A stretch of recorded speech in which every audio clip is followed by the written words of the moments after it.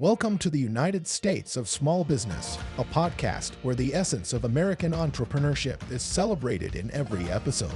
With host John Quick at the helm, join us as we embark on a journey through the heart of the nation, uncovering the inspiring stories of small business owners from coast to coast. Experience the vibrant energy of bustling cities and the serene beauty of small towns, all while discovering how individuals are turning their entrepreneurial dreams into reality, even against the greatest odds. Each episode brings you face to face with the dreamers, creators, and doers who form the economic backbone of our country, all sharing their spirit of innovation and resilience. Whether you are in the early stages of sowing the seeds for your own business, scaling new heights in your current venture, or simply captivated by tales of grit and triumph, you are in the right place. Tune in on platforms like Spotify, YouTube, Apple Podcasts, iHeartRadio, Pandora, and beyond.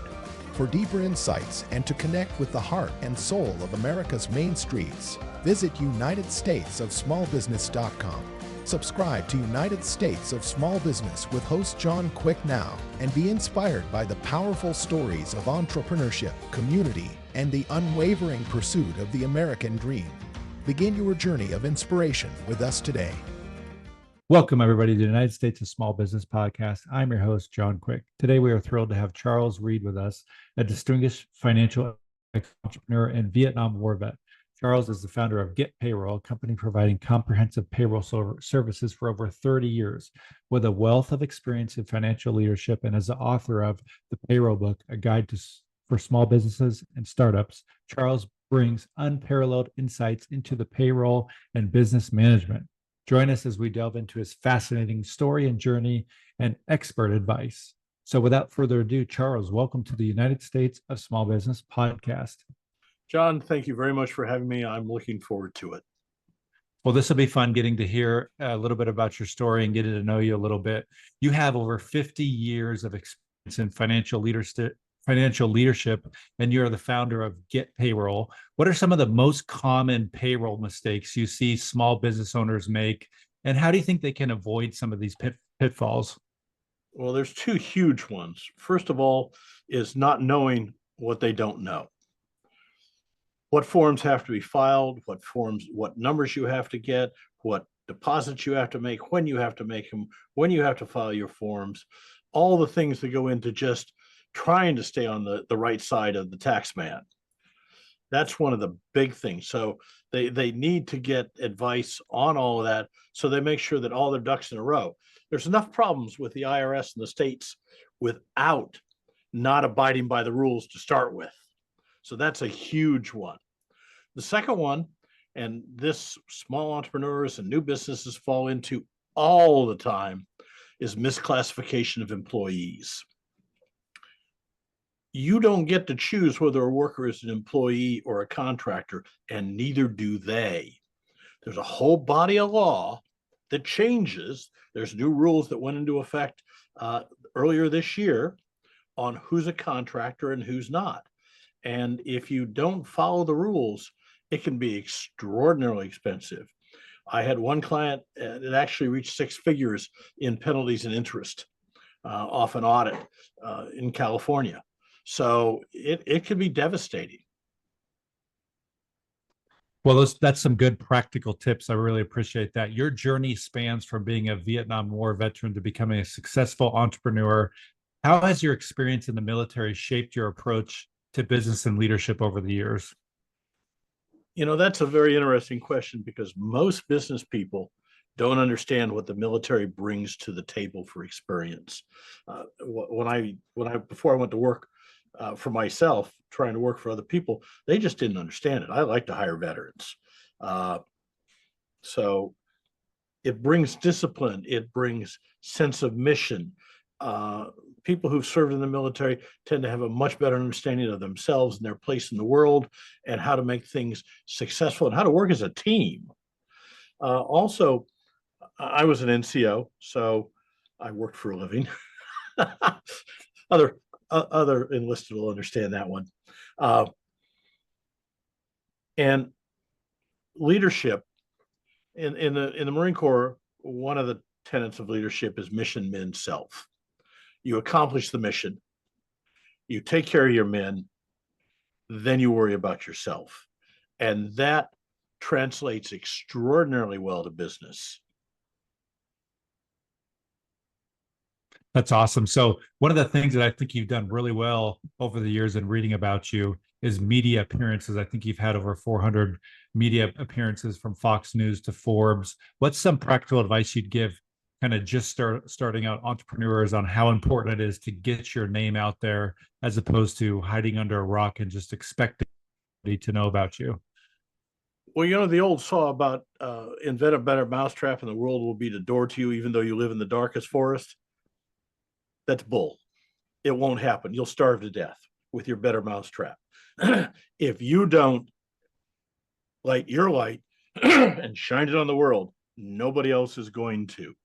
So if you want to be known, if you want to attract inbound marketing, which is, of course, all of our goal, you've got to be out there. You've got to talk to people. You've got to be seen. You've got to make your business known. You've got to present yourself as an expert and a thought leader in your industry. And that's extraordinarily important from my point of view to do so. I have a staff that does that constantly.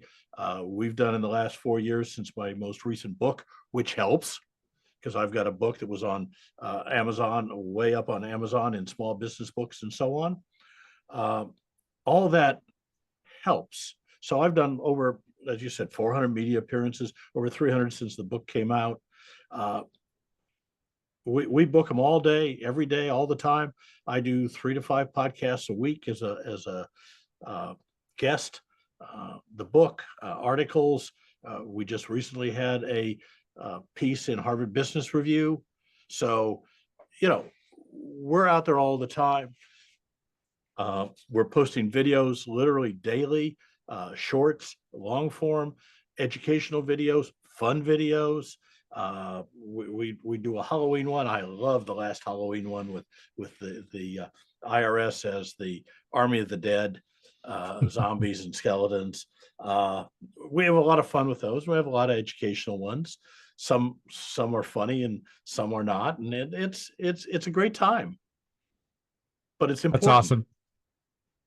So your recent book is called The Payroll Book, a guide for small businesses and startups. Talk to me a little bit about what somebody could expect if they open up the pages and start reading that. Well, I refer to it as 30 years of wisdom distilled down to 95,000 words. It goes through a number of things in payroll and payroll-related items, the laws, the applications, lots of horror stories, the things not to do. Lots of good information, lots of things that if you're not in the business, you may not be aware of. Things like 45S to get a tax credit for paying for time off for your employees. Other things, and how to stay out of trouble, how to deal with it if you get into it. When the IRS makes a mistake, how to deal with it. All those kinds of things. It's a reference book. Use it, pick it up, look at it. I don't suggest you just sit down and read it cover to cover like you would a novel, but I tried to make it fun. I'd found there was nothing in the industry really out there. So I said, I'll write something. And 2 years later, with the help of a major publisher, we finally got something out. It's a lot more work to write that book than it sounds up front, I promise you. Well, that's awesome. We'll put the links for that book in the podcast description. I'm gonna go one better for your listeners. If they'd like a copy of the book, if they'll go to the payrollbook.com, enter the discount code podcast, we'll ship them free of charge a copy of the book as long as supplies last. That's awesome. They're going to be very excited about that. Who's somebody that you've looked up to along the way that's kind of been a hero in your life, and why? Well, my father was an entrepreneur and a small businessman. I learned a great deal from him, grew up working in the business. I started making wet Verifax copies in the office when I was 6 years old. So I grew up in a small business. And small business people, to me, are the backbone of the United States and what makes this economy work. So I love that. I'll tell you, my favorite author is Michael Gerber, The E-Myth Revisited, which saved my business. I buy it by the dozen and give it to my clients, and it's required reading of all my employees when they're hired. So, lots of good advice out there. Lots of good role models. Just you have to look for them. Yeah. So you've had probably ups and downs along the way. If you could go back, take a time machine, 30 years and go back 30 years, what would you tell yourself? What kind of advice would you give yourself? Put away an extra $100 a month in the investment account, and I'd be rich today. But other than that, it's been up and down. I started the business with my wife. I lost her 9 years ago, but just really, we had a good time doing it. We enjoyed it. We liked what we do. Probably the most important thing I would do would have been to take off my marketing hat and put it on somebody else sooner. When I finally hired a marketing manager, because I thought I could market. And so when I finally hired a marketing manager, I realized within a couple of weeks, I can't market my way out of a paper bag. So we'd be a much larger firm today if I had hired a marketing manager 10, 15 years earlier. I promise you. Yeah. So there's going to be folks listening in that are going to think to themselves, man, I need to get a hold of Charles and talk to him about his company, GetPayroll. Talk to me about what that process could look like for somebody that calls you and wants to take on some of your services. What does your typical onboarding process look like? Walk me through some of those details. Well, they talk to Pete, my new business development manager, or to me to start with. We determine if it's a good fit, give them an estimate of costs and so on.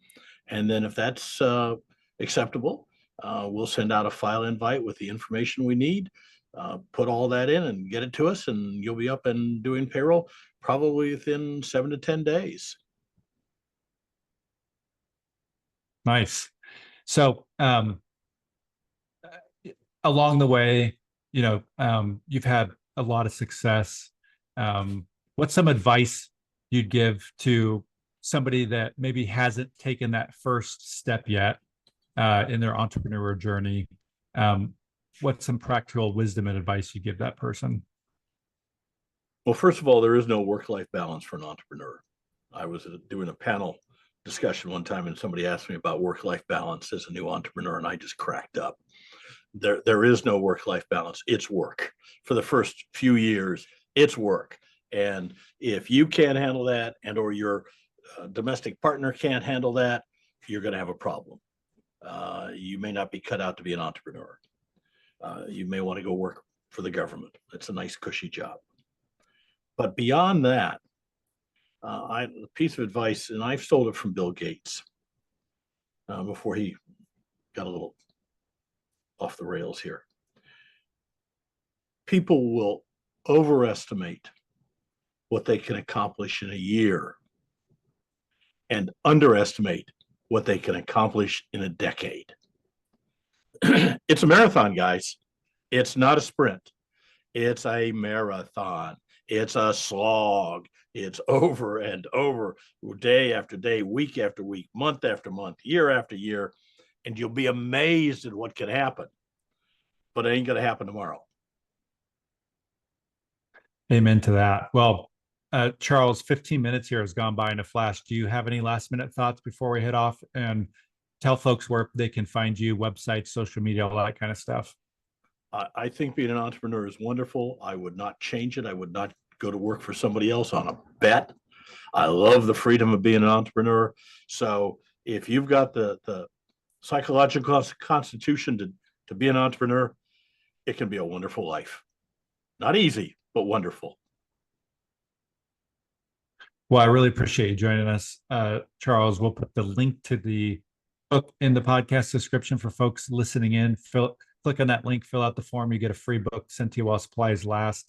We wish you nothing but success. Charles here from the United States of Small Business podcast. And we hope everybody has a phenomenal rest of their week and a good Memorial Day weekend. Until next time, I'm John Quick from the United States of Small Business. Have a good day.